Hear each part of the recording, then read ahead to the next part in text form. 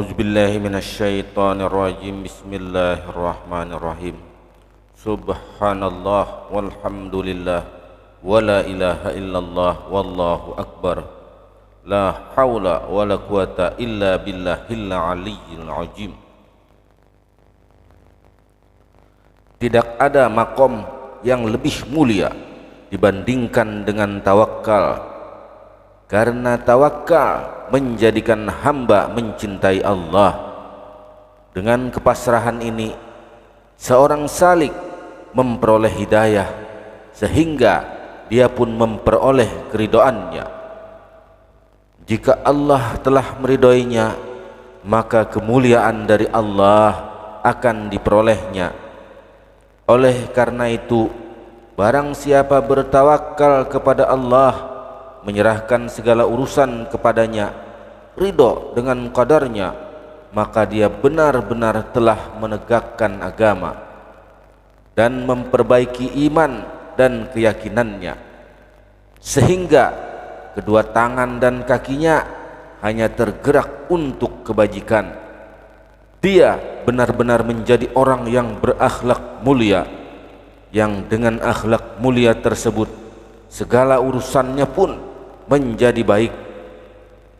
Sebaliknya, barang siapa menghina terhadap tawakal, maka dia menghina keimanannya, karena keimanan selalu bersamaan dengan tawakal. Barang siapa mencintai orang-orang ahli tawakal, maka dia mencintai Allah Subhanahu wa ta'ala. Para ulama tarekat juga sering menceritakan dalam risalah mereka, sesungguhnya permulaan apa yang terlihat pada hamba ketika ia sibuk dengan zikir adalah tauhidul fi'li lillah, yang artinya yakin bahwa tidak ada yang membuat apa saja di kalangan makhluk ini kecuali Allah. Kemudian lagi tauhidul mulki lillah ta'ala, bahwa yakin tidak ada kerajaan selain milik Allah. Lalu tauhidul wujud lillah ta'ala, yang mengartikan menegaskan sifat wujud Allah hanya bagi Allah ta'ala saja. Apabila telah tampak padanya tauhidul fi'il lillah, maka dengan terbukanya hati dan keyakinan, ia keluar dari memandang perbuatan yang dilakukan sendiri.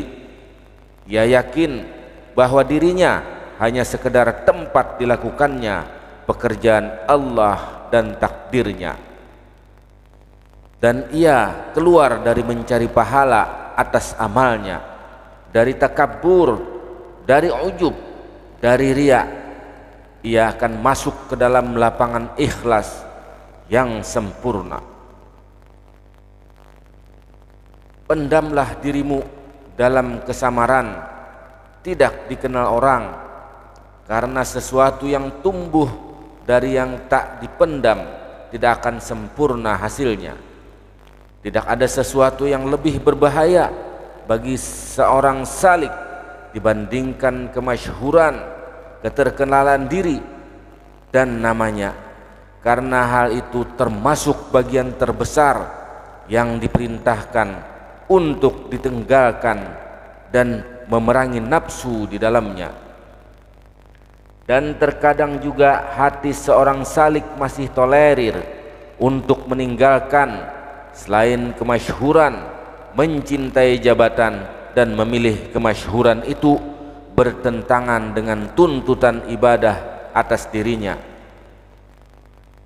Ibrahim bin Adam radhiyallahu an berkata, Allah tidak membenarkan orang yang mencintai kemasyhuran.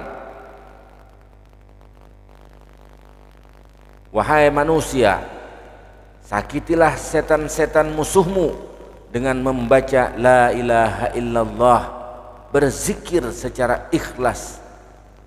Kalimat tauhid itu mampu membakar setan-setan musuhmu, baik dari jenis manusia dan jin, karena kalimat itu perwujudan api bagi setan dan cahaya nur bagi orang-orang yang bertauhid. Bagaimana engkau mengucap la ilaha illallah sedang dalam hatimu terdapat bermacam-macam Tuhan? Setiap sesuatu yang engkau gantungi dan kau minta pertolongan selain Allah, kau jadikan berhala, kau jadikan Tuhan.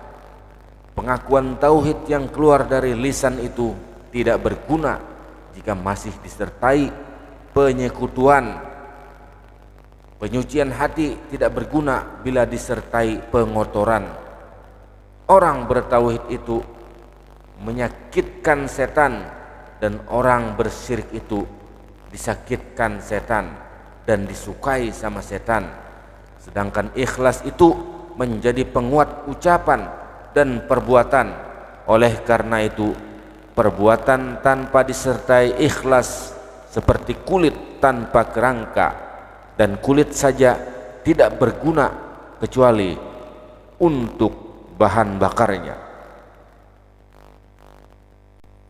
Dalam kitab Kifayah Al-Atqiyah halaman 12 disebutkan bahwa seorang mukmin yang tinggi makomnya hingga mencapai derajat kewalian sekalipun, dia masih memiliki kewajiban untuk menjalankan syariat yang telah ditetapkan dalam Al-Quran dan hadis.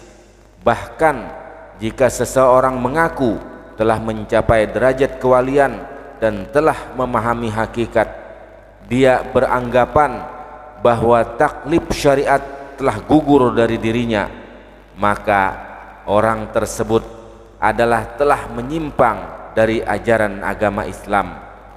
Nabi sekalipun yang memiliki derajat yang lebih mulia dibandingkan para aulia, mereka masih terkena taklif ibadah, kewajiban ibadah, sebagaimana diketahui bahwa Rasulullah sallallahu alaihi wasallam melaksanakan sholat hingga telapak kaki beliau bengkak, padahal Allah subhanahu wa ta'ala telah mengampuni seluruh dosanya.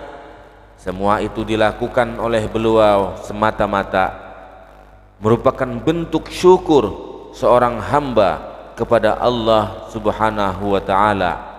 Wallahu a'lam bissawab. Assalamualaikum warahmatullahi wabarakatuh.